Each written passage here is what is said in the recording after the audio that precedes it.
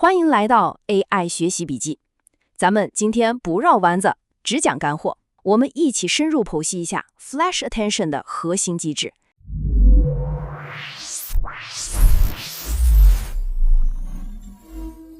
你看左边，这是标准的注意力机制，它的 I/O 复杂度是 O(n) 平方，这就是性能瓶颈的根源所在。然后看右边 ，Flash Attention 的复杂度呢降到了 O(n) 平方 D 平方比 m。这个 m 它代表的就是片上 SRAM 的大小，你的 GPU SRAM 越大，性能提升就越明显。所以你看，这已经不只是个小优化了。那么问题的本质到底出在哪儿呢？其实就是两个字：内存。Transformer 的性能，它真正的限制根本不在于它做了多少次乘法加法，也就是我们常说的 flops， 而是在于 GPU 在它那个又大又慢的 HBM 内存和那个又小又快的片上 SRAM 缓存之间来来回回的搬运数据，这个开销实在是太大了。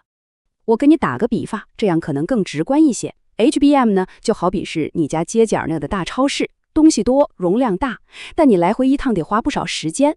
SRAM 呢，就是你厨房里那个操作台，地方小，但拿东西转身就到，速度飞快。那标准的注意力机制是怎么干活的呢？它就像是你每切一个菜，就得跑一趟超市拿个葱，再跑一趟拿个姜。你说这效率能高得了吗？我们再具体看看这个过程啊。标准的注意力机制，每一次计算都得跟那个慢吞吞的 HBM 来回折腾好几次。你看啊，第一步，它计算 S 等于 QKT， 得出一个巨大的 n 乘 n 矩阵。好，先把它写到 HBM 里去。第二步，再从 HBM 里把它读出来，算个 P 等于 softmax S， 又是一个 n 乘 n 的大矩阵。怎么办？再写回 HBM。第三步，再把 P 和 V 读出来，最后算出 O。你注意到了吗？这里面那个 n 方级别的中间结果被完整的2次地写入到了外部的慢内存里。这就是性能的致命伤。那 Flash Attention 是怎么解决这个问题的呢？主要就靠2个核心技术来重构整个计算流程，一个是分块，也就是 tiling， 另一个是核函数融合 kernel fusion。他们俩的目标非常纯粹，就一个，让所有的计算都尽可能的待在芯片内部，别出门。我们先来看分块。就是把原来那个巨大的 QKV 阵给它切成一个一个小块。这些小块的大小呢，都是经过精心计算的，目的就是为了确保每一小块都能完完整整的塞进 GPU 那个高速的片上 SRAM 里。这么一来，就不需要一次性把整个大阵给加载进来了。那具体是怎么做的呢？在实际操作中，分块是通过一个很巧妙的嵌套循环来实现的。你看，外层循环干嘛呢？它一次就拿一个 Q 矩阵的块放进 SRAM 里，然后内层循环就开始工作了。它会把 K 和 V 矩阵的块一批一批的送进 SRAM， 跟刚才那个 Q 块进行计算，这就形成了一种 Q 块常驻 K-V 块流水作业的结构。这么一来，绝大部分的计算就都能在高速的 SRAM 内部完成了，效率一下就上来了。说完分块，再来看第2个关键技术核函数融合，就是把原来分散的那些操作，比如矩阵乘法、缩放、softmax， 全都打包成一个大的 GPU 任务，一次性搞定，一气呵成。这就意味着那个曾经让我们头疼的巨大的 n 乘 n 注意力分数矩阵，它压根儿就没机会被写回的慢速的 HBM 里，它在 SRAM 里出生，紧接着就在 SRAM 里被用掉，然后就消失了。不过这么做其实是有一个数学上的大难题的。你想啊，分块计算跟 softmax 这个函数本身的要求，它俩是互相矛盾的。为了解决这个冲突， Flash Attention 就引入了一项非常关键的数学创新，叫做 online softmax。你看，标准的 softmax 它需要看到一整行所有的数据，才能算出那个用来归一化的分母。那问题就来了，我们现在把数据都切成一块一块的了，只看到一小块数据，怎么可能算出需要全局信息才能得到的 softmax 结果呢？这就是 online softmax 登场的时候了。它的解法是这样的，它给每一行都配了2个运行统计量来持续追踪和更新，一个呢是当前看到的最大值 m， 另一个就是那个归一化分母 l。通过这种方式，它就能一步一步的增量式的进行计算。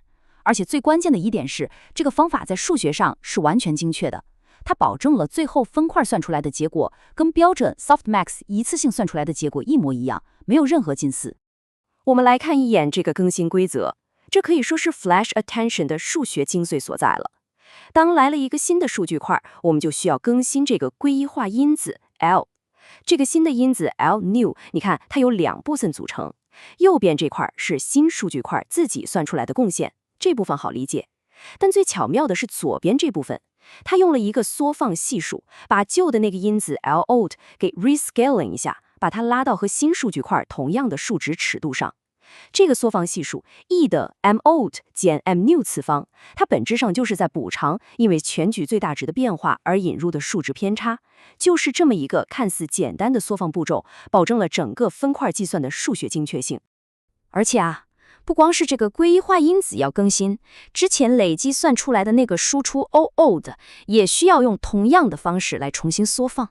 你想既然 Softmax 的分母都变了，那之前算出来的那些结果的权重肯定也得跟着调整才对。所以通过乘以一个调整因子，再加上新数据块的贡献，我们就能保证每一步累积的结果在数值上都和一次性算完全局的结果是保持一致的。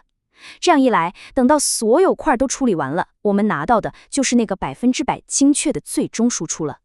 好了，我们再来看最后一个核心技术。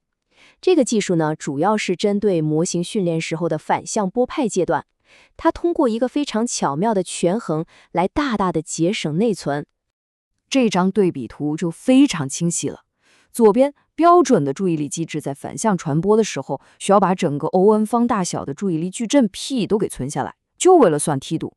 再看右边 Flash Attention 呢，它直接就把这个巨大的矩阵给扔掉了，它只保存了咱们前面提到的那个 O(n) 级别的归一化统计量，也就是 M 和 L。那问题又来了，没有完整的注意力矩阵 P， 梯度还怎么算呢？答案很简单，用到哪块就算哪块。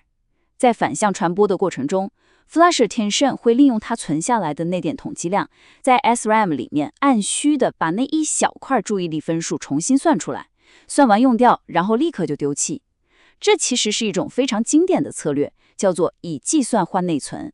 说白了，就是用一点额外的计算量去换取内存占用上的巨大节省。这张表格就很精确地量化了这笔交易。我们一行行看，首先看内存，从 O(n) 的平方降到了 O(n)， 然后看计算量。确实，反向传播的 flops 翻了1倍，总的 flops 大概增加了 50%。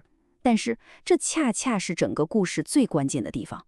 在现代 GPU 架构下，内存访问的延迟和功耗实在是太高了。高到什么程度呢？高到你用增加 50% 的片上计算，去换来一个数量级的内存读写减少，这笔交易简直是太划算了。我们接下来就用一些具体的数字来量化一下 Flash Attention 的优势到底有多大，看看它到底是怎么把性能瓶颈从内存转移到计算上去的。这张表的数据可以说是非常直观了，咱们就看中间这一行。当序列长度是4096的时候，标准的注意力机制每算一次就要搬运超过134 MB 的数据，而 Flash Attention 呢还不到17 MB， 直接减少了整整8倍。你再看，当序列长度到16K 的时候，标准注意力要搬运的数据超过了2个 G， 而 Flash Attention 仍然能控制在300 MB 以内，这个差距就非常惊人了。这个现象背后其实就引出了一个核心的性能指标，叫做计算强度 （Arithmetic Intensity）。简单说，就是你每搬运一字节的数 G， 能对应做多少次浮点运算。你看，标准注意力的计算强度只有64，而 Flash Attention 呢，高达506。这就解释了为什么尽管总的计算量稍微多了一点，但因为 I/O 大幅减少，所以单位数据的计算效率反而得到了巨大的提升。这个概念放到 GPU 的 Roofline 模型里就看得更清楚了。标准注意力的计算强度远远低于 A100 GPU 的那个屋脊点，所以它的性能天花板是由内存带宽决定的，处在模型那个倾斜的区域，也就是内存墙。而 Flash Attention 呢，它的计算强度远远超过了那个屋脊点，一下子就冲到了性能的评定区域。在这里，性能的天花板就变成了计算源本身，也就是进入了我们常说的计算受限区。那么这一切努力最终的实际效果怎么样呢？